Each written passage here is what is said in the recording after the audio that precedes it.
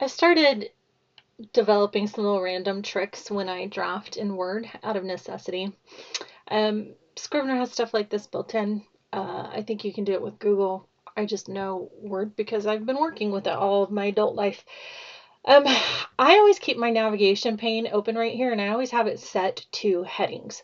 So anytime I start a new chapter, I just go through and I highlight it, and then I will click heading, and it will create a little like whatever over here. I don't know. I'm not a super technical person. Anyway, it allows me to jump back and forth. So if I'm working in a later chapter and I'm like, oh yeah, I need to go back and add this detail to this scene so these match up, then I can just jump right here and do it. That's pretty normal. I think most people know how to do that. A couple of little extra things that I do.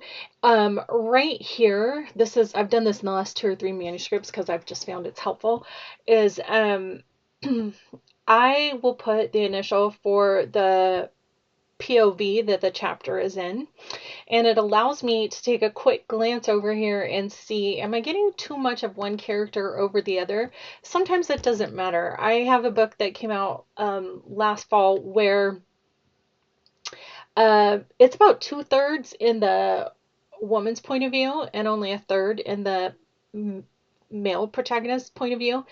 It doesn't matter. That's what worked for the story. This is a story where it has to be balanced, and it would have been pretty easy to let my character Ruby overtake the story. And so by tracking this early on, I was able to make sure that I was getting Charlie in there as much as I needed to. So that's just one of the little things that I can do at a glance. Once the draft is finished, I know I have a balanced number of chapters from each point of view. When I am editing or revising or whatever, as I get to each chapter, I will just delete the note to myself about whose point of view it's in. The other thing that I've learned to do is this. So my character Charlie makes this list that he's going to do, and he does it inside of a chapter, but I found myself needing to refer to this list so often to remind myself that I just like copied and pasted it, and like I just made it its own page. So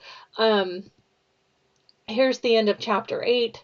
I just did an insert. I added a page break, and then when I got that new page, I just copied and pasted in here, and then I went up to headings, as in the home tab, highlighted it and made it headings. And so here's Charlie's list, and I have it in all caps here, so it's easier for me to look at it at a glance. And when I'm drafting later, and I'm like, oh, what number is this on Charlie's list? Then I can just go remind myself and then go back to where I was.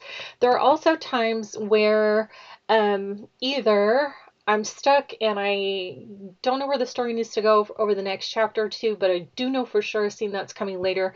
If I don't want to feel like I'm losing time and I'm being productive, I'll just jump ahead every now and then. It doesn't happen often, but I'll jump ahead every now and then to draft a scene that I know is going to happen.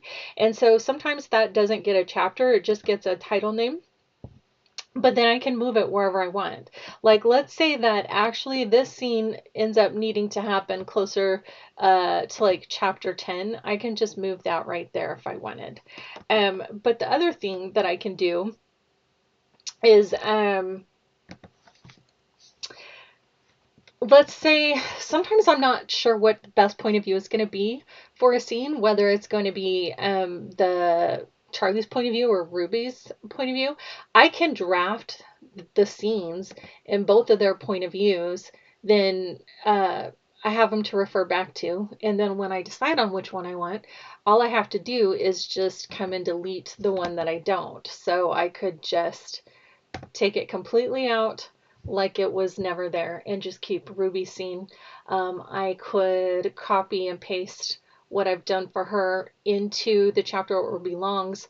I could just change this so like it would actually become my new chapter 22.